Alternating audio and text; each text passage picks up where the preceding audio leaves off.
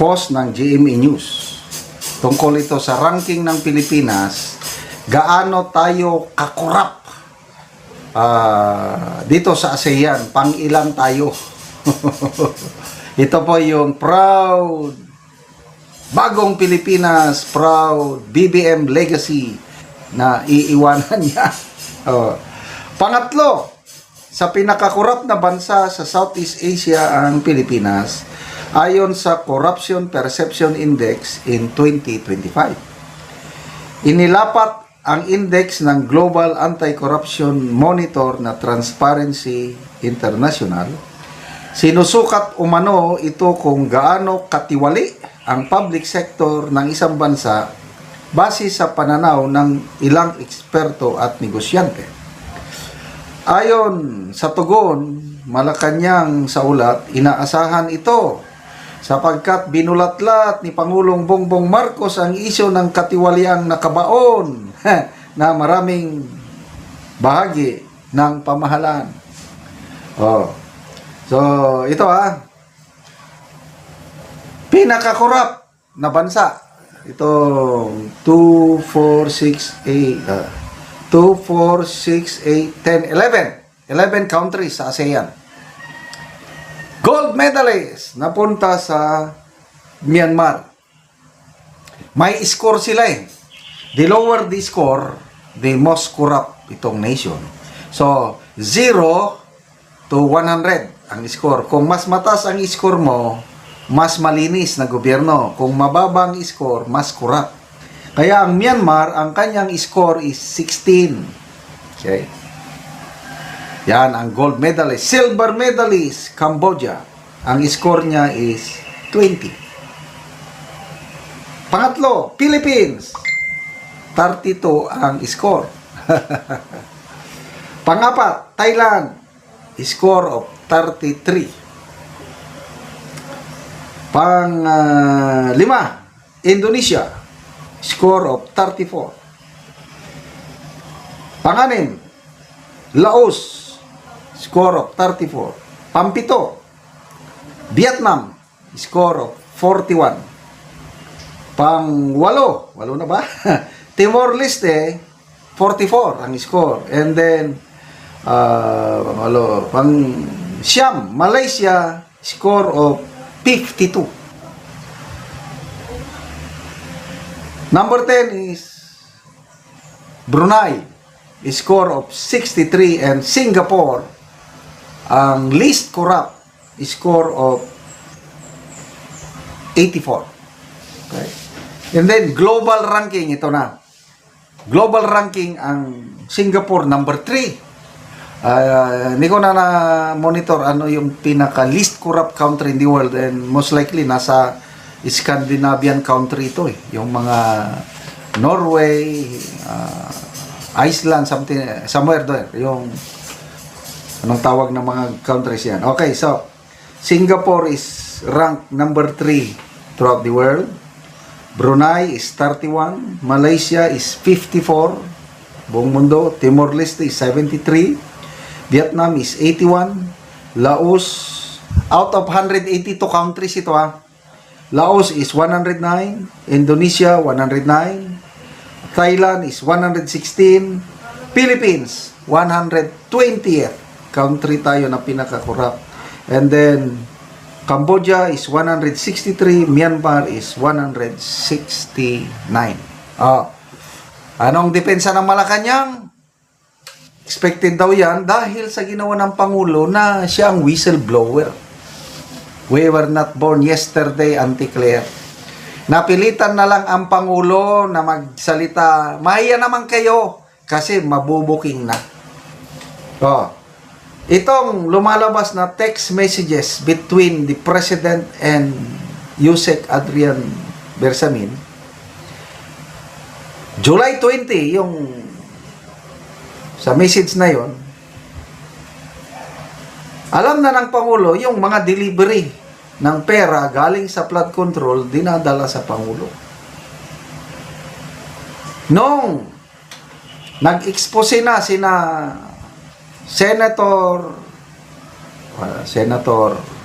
Lacson yung mga privilege speech niya, natunugan na yung mga allocables, yung mga ano yan, napilitan ang Pangulo na mahiya naman kayo, sabi niya sa kanyang sona. But then alam niya, yan ang sinabi ni Congressman Tinio. Salamat at nandyan sina Congressman Tinio, kahit mga makakaliwa yan, at least nilalabanan nila ang korupsyon. So wag nyo nang bilugin ang aming ulo na parang lumalabas pa na hero ang presidente natin na ibinulgar niya ang korupsyon. Alam niya ng korupsyon eh. Wala siyang nagawa. Ano yung kwento ni Congressman Toby Chanco? November of 2024, tinawag niya na si Martin Romualdez, pinagalitan niya na.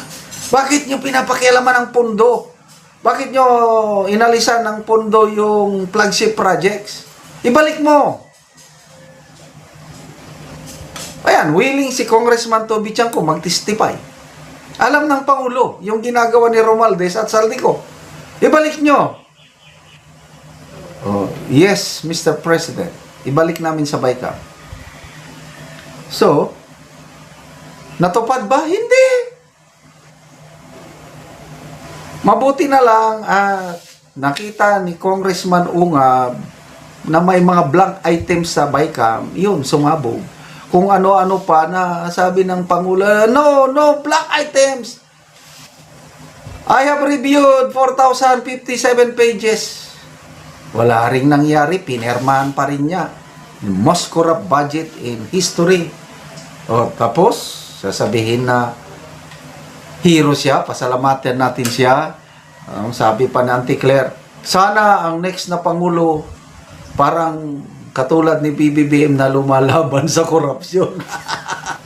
Lumalaban na, Bakit? Kung talagang lumalaban sa korupsyon, bakit negative ang kanyang rating sa latest SWS survey? Sinasabi mo, Auntie Claire, nagtratrabaho ang Pangulo, bakit mababa ang rating niya? Yun ang problema nga. Nagtratrabaho, hindi effective kasi nga, hindi na, marami ng kababayan natin, hindi na nagtitiwala sa Pangulo. Marunong lang siyang magsalita, mahina sa gawa.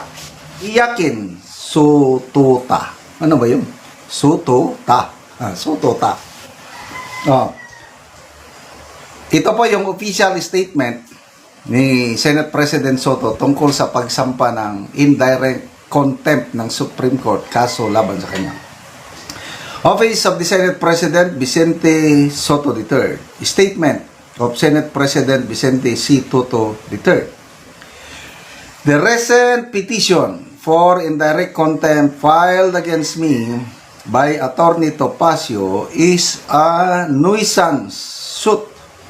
It has no legal or factual basis. It's a mere publicity stunt. Sino bang abogado sa kanila? Di ba abogado si Topacio? So alam niya yung legal basis. Si Soto, abogado pa. Sinasabi, walang legal basis. Kanino kayo ngayon maniniwala?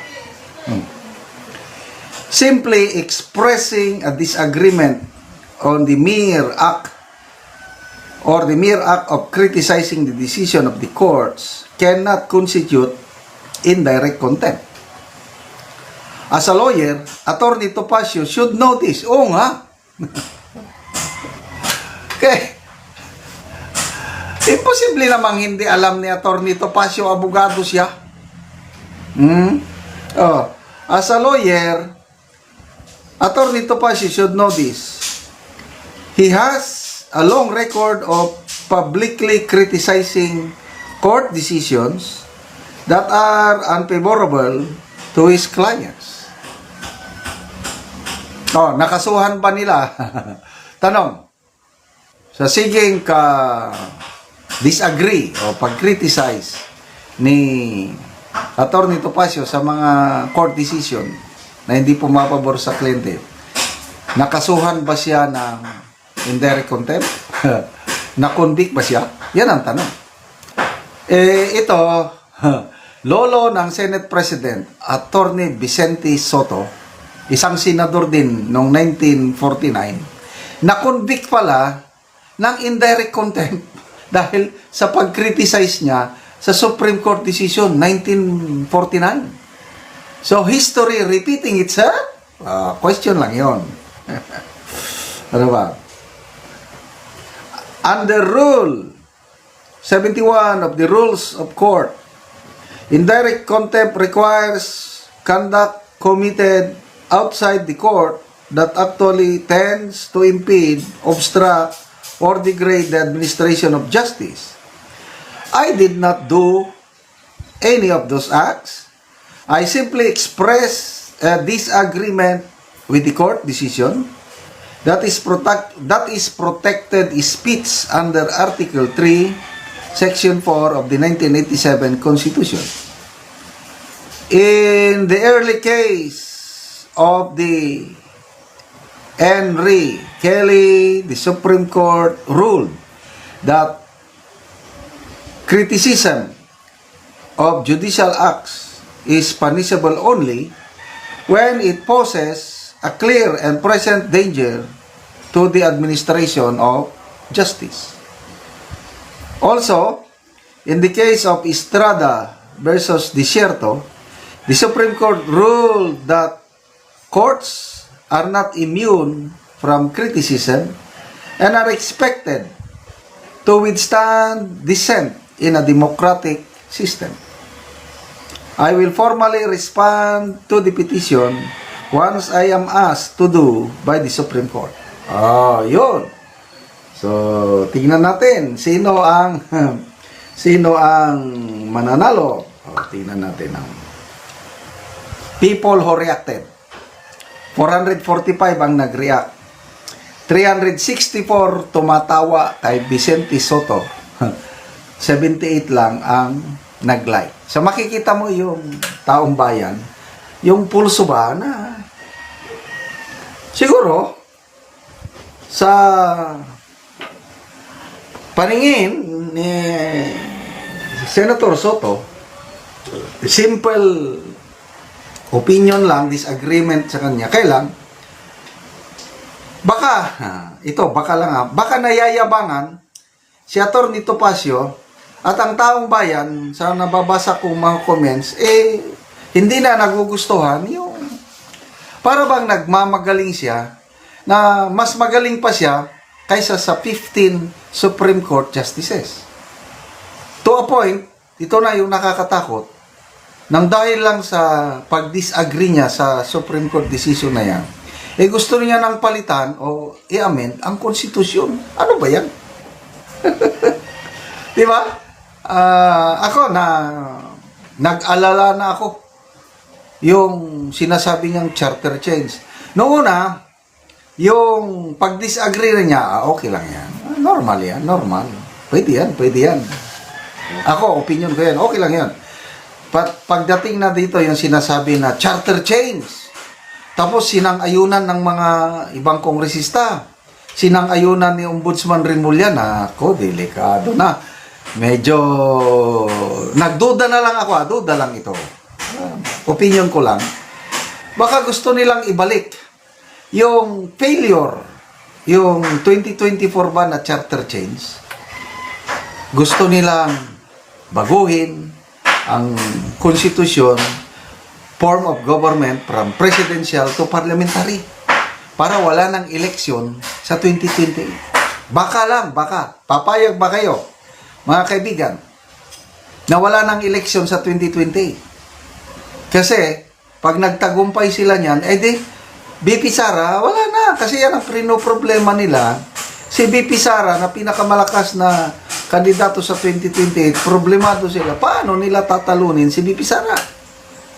Kaya kung ano-ano na lang ginagawa, impeachment, ito, impeachment, ibinasura ng Supreme Court. Void ab initio. As if nothing happened. Defective from the start, from the beginning. Tapos, sinupalpal sila ng Supreme Court. Ngayon, i-charter change mo ng dahil lang ganyan. We were not born yesterday. Bantayan namin yung charter change na yan. Hindi kami papayag na nang dahil lang sa political agenda na tanggalin nyo si VP Sara, mawawalan kami ng pagkakataon na bumoto sa 2028 sa pagka-presidente.